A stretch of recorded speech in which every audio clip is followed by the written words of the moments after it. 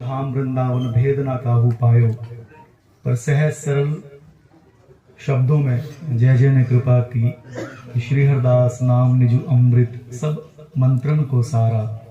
अगम निगम पुराण पुकारे श्री गुरु रूप हमारा। श्री गुरु वृंदा विपिन बसावे दरसावे पिय प्यारी। बरसावे छवि रूप लहर की महलन संग। कहे सुने समझे कहा जो ना भजे चितलाए।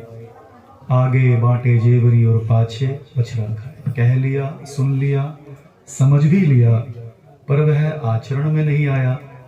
आचार्य चरणों के चरण कमलों का आश्रय लेकर एक ही शर्त आचार्य चरणों ने कही है।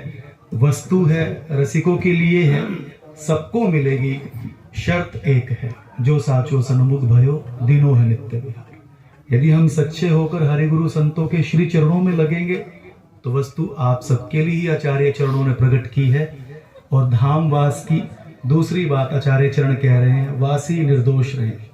यद्यपि तुलसीदास जी से वचनिका का सिद्धांत है। प्रश्न किया कि धाम की महिमा बताइए तो तुलसीदास जी कहते हैं धाम में साधन की आवश्यकता नहीं है। तो उस स्त्री ने कहा महाराज हमते भोग भोगो। अगर साधन की आवश्यकता नहीं है तो हमते भोग भोगो।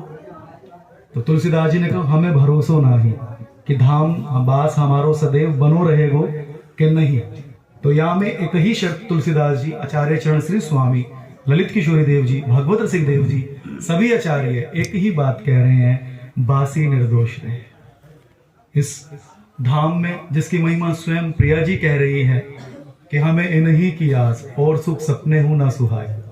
तो स्वयं प्रिया जी जिस धाम की महिमा का प्रतिपादन कर रही है उसके विषय में कुछ कहा ही नहीं जा सकता। दो ही बातें हैं। पहली जो साचो सन्मुख भयो दीनों है नित्य विहार।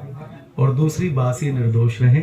हम निर्दोष होकर विपिन वास करें इतने से ही वस्तु की प्राप्ति हो जाएगी। इतने से ही आचार्य चरण प्रसन्न हो जाएंगे और इतने से ही हमारे हृदय में वह अनुभव होगा जो विषयी जीव के स्वप्न में हो। दूसरी बात पूज्य श्यामदास जी ने कहा हमारा शरीर अस्वस्थ रहता है। ऐसे में